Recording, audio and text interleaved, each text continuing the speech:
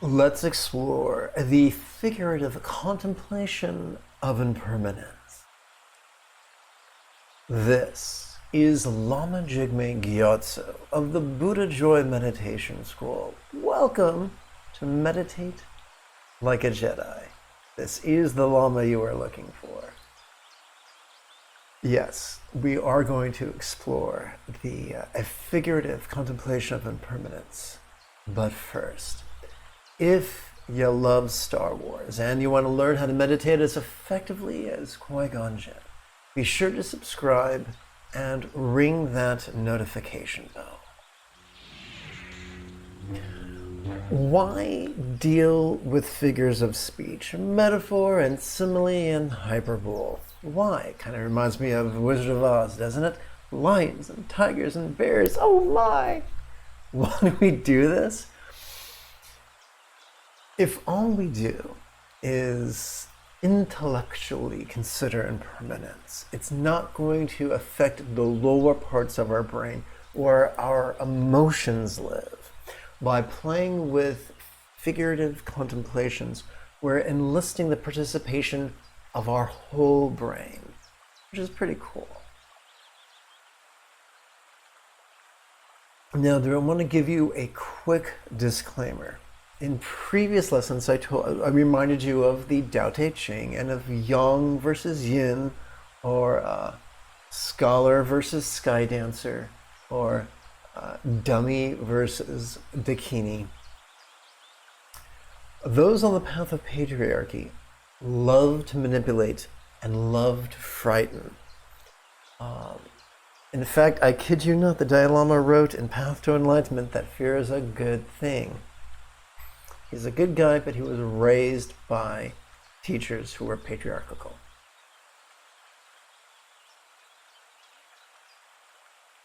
Upon the path of matriarchy, upon the path of the bikini, and upon the path of the sky dancer, we do not seek to frighten ourselves or others.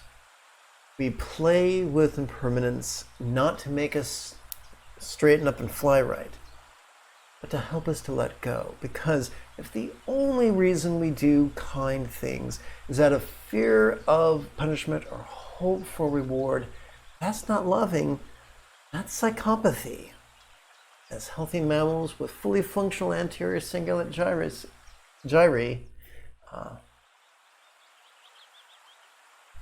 let us move forward out of empathy.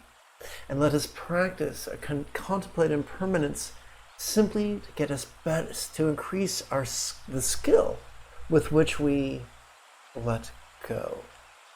Now that I've laid the groundwork, before we look at the technique proper, I want to take a quick moment. This meditation technique will not be interrupted by any ads, for it is only supported by the generosity of other viewers just like you. So do be so very kind as to click the Patreon link in the description area below the video. And now, let's return to the lesson.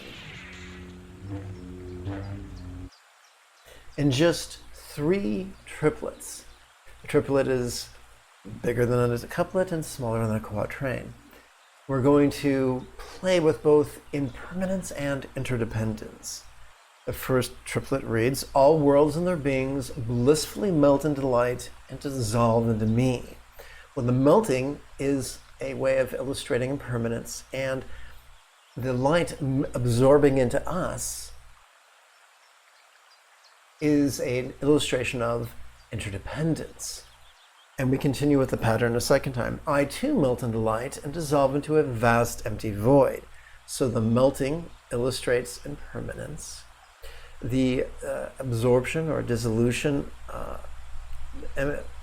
illustrates interdependence.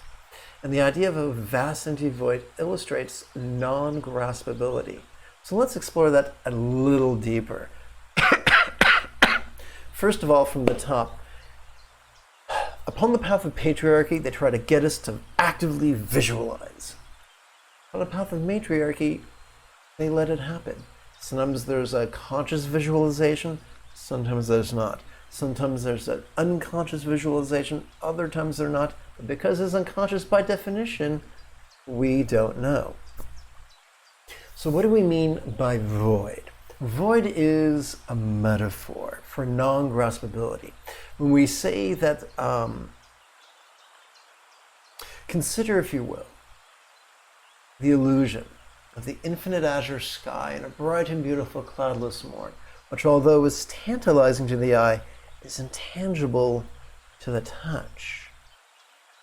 Playing with the metaphor of infinite non-graspability is not a statement about metaphysics. It's simply a metaphor to help us let go, as if that which we were clutching to was non-graspable. Now here's the irony. Every time we breathe in, we clutch. We're wired to do that. Every time we breathe out, we relax and release. These things are wired into us by evolutionary biology.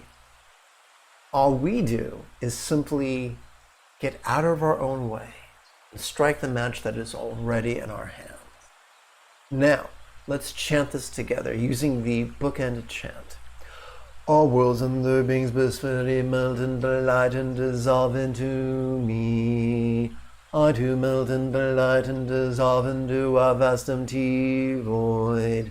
Now, you could say, dude, that is really maudlin, you death-obsessed member of the Addams family. And you could say, and so to that one might respond, there is every time we fall asleep at night, we experience a sensory coalescence as our external perceptions shut down. It could feel like the universe around us was coalescing into us, and that we were coalescing into nothingness. Robert Thurman describes the Tibetan yogis as psychonauts as opposed to astronauts. And so psychonauts have observed that there's a swoon, a coalescence when we fall asleep, and then there's a thoughtlessness. And then there's a dreaming, and then there's a waking. And we wake up and roll over and go back to sleep, or we wake up and pad down the hall and go potty. But that happens over and over and over again every night. And this is explored in the yoga of the Bardos in the Naropa 6 Yogas collection. So this whole idea of coalescing and relaxing happens several times a night, every night. Does that mean we have to dream lucidly? Yeah. Just play with this metaphor every morning and every evening. And in a very short time, you'll get more and more comfortable with the idea of letting go.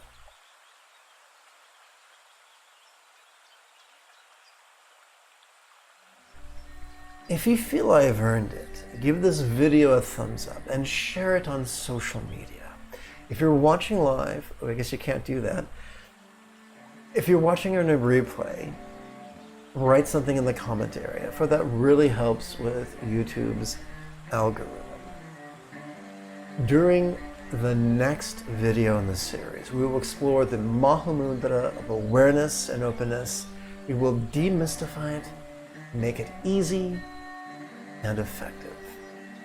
Until then, may you and yours be happy and healthy, and if you are as geeky as me, this is the way.